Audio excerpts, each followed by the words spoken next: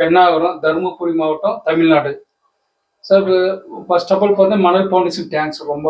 ஏன்னா ஃபண்டு ஒதுக்குன்னு நல்லா செய்யுங்க சார். அடுத்து போய் எம்ஆர்எம் இன்ஸ்டியூட் சார் சரண் சார் ரொம்ப ரொம்ப நன்றி சார். தேங்க்ஸ். படிச்சு ஒரு 15 வருஷம் ஆச்சு சார் கிட்டத்தட்ட.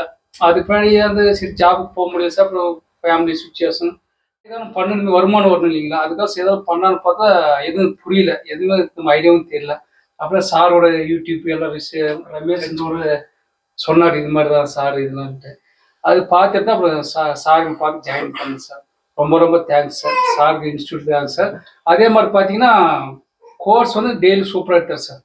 முடிஞ்சாலும் நீங்கள் வந்து இப்போ முடிஞ்சிருச்சுன்ற மாதிரிலாம் வேணாம், டெய்லி வாங்க, நீ எப்போ ஃப்ரீயாக இருக்குமோ வந்து எவ்வளோ வேணுமோ கற்றுக்கோங்க. இப்போ இந்த கோர்ஸ் முடிஞ்சிருச்சுன்னு மாதிரி நினைக்காதீங்க. எந்த டைம் ஃப்ரீயாக இருக்கோ, என்ன வேணுமோ, எந்த டவுட்டுமோ எந்த நேரம் வந்து நீங்கள் வந்து எப்போனாலும் உங்கள் இது மாதிரி இன்ஸ்டியூட் மாதிரி வந்து கற்றுக்கோங்கன்ற மாதிரி ரொம்ப ஹெல்ப் பண்ணார் சார். அது மாதிரி ரொம்ப ரொம்ப தேங்க்ஸ் சார். ஃபவுண்டேஷன் ரொம்ப தேங்க்ஸ் சார். ನನಗೆ ಅಷ್ಟು ಕಾನ್ಫಿಡೆನ್ಸ್ ಇರಲಿಲ್ಲ. ಸೊ ಹಾರ್ಡ್ವೇರ್ ಕೋರ್ಸ್ ನಾನು ಮಾಡಿದ್ದೆ ಹೊರಗಡೆ, ಅದೇ BSc ಇನ್ ಎಲೆಕ್ಟ್ರಾನಿಕ್ಸ್ ಹೊರಗಡೆ ಮಾಡ್ಬೇಕಂದ್ರೆ ಅದು ಕೆಟ್ಟೋದ್ರೆ ಮತ್ತೆ ತಿರ್ಗಿ ಅದನ್ನ ರಿಪೇರಿ ಮಾಡಿಸೋ ಐಡಿಯಾನು ನಮ್ಗಿರಲ್ಲ. ಸೊ ಅದಕ್ಕೋಸ್ಕರ ಇಲ್ಲಿ ಬಂದ್ಮೇಲೆ ಸರ್ ಎಲ್ಲ ತುಂಬಾ ಫ್ರೆಂಡ್ಲಿ ಆಗಿ ಹೇಳ್ಕೊಟ್ಟಿದ್ದಾರೆ.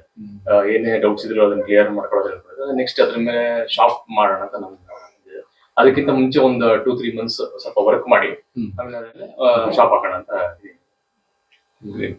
ಗ್ರೇಟ್. ಸ್ಮಾಲ್ ಫೌಂಡೇಶನ್ ತುಂಬಾ ಥ್ಯಾಂಕ್ಸ್ ಸರ್.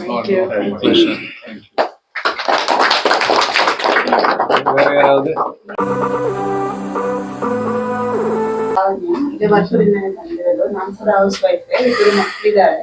ಅಂದ್ರೆ ಇಷ್ಟು ದಿವಸ ಟೈಮ್ ಇರ್ಲಿಲ್ಲ, ಇಬ್ರು ಸ್ಕೂಲ್ಗೆ ಹೋಗೋದ್ರಿಂದ ಇವಾಗ ಟೈಮ್ ಸಿಕ್ಕಿದೆ. ಏನಾದ್ರು ಮಾಡ್ಬೇಕು ಅಂತ ಇರುವಾಗ ಏನ್ ಮಾಡ್ಬೇಕು ಅಂತ ಗೊತ್ತಿಲ್ಲ. ಈ ಸಿಕ್ಕಿರೋ ಟೈಮ್ ಅಲ್ಲಿ ಈ ಮನರ್ ಫೌಂಡೇಶನ್ ಸಪೋರ್ಟ್ ಇಂದಾನೆ ನಾವ್ ಇಲ್ಲಿ ಬಂದಿದ್ದು ಅಂತ ಅನ್ಸುತ್ತೆ. ಇಲ್ಲಾಂದ್ರೆ ಮೋಸ್ಟ್ಲಿ ಬರ್ತಾ ಇರ್ಲಿಲ್ಲ ಅಂತ ಅನ್ಸುತ್ತೆ. ತುಂಬಾ ಥ್ಯಾಂಕ್ಸ್ ಸರ್. ಅದಕ್ಕೆ ಪ್ರಕಾಶ್ ಸರ್ ತುಂಬಾ ಚೆನ್ನಾಗಿ ಹೇಳ್ಕೊಟ್ಟಿದ್ದಾರೆ. ಇಲ್ಲಿ ಇದ್ರ ಬಗ್ಗೆ ಏನು ಗೊತ್ತೇ ಇರ್ಲಿಲ್ಲ ನಮ್ಗೆ. ಇಲ್ಲಿ ಬರುವಾಗ ತುಂಬಾ ಭಯ ಇತ್ತು. ಫಸ್ಟ್ ಒಂದು 3 ದಿನ ಏನು ಗೊತ್ತೇ ಆಗ್ಲಿಲ್ಲ ಸರ್. ಅವ್ರು ಎಷ್ಟು ಸಲ ಕೇಳಿದ್ರು ಹೇಳ್ಕೊಡ್ತಾರೆ, ಪ್ರಾಕ್ಟಿಕಲ್ ಆಗಿ ಏನೇ ಆಗ್ಲಿ. ಮೋಸ್ಟ್ಲಿ ಅವ್ರ ಸಪೋರ್ಟ್ ಇಂದ ನಾನು ಸ್ವಲ್ಪ ಜಾಸ್ತಿನೇ ಧೈರ್ಯ ಇದೆ ಅಂತ ಅನ್ಕೊಳ್ತೀನಿ ನಾನು. ತುಂಬಾ ಥ್ಯಾಂಕ್ಸ್.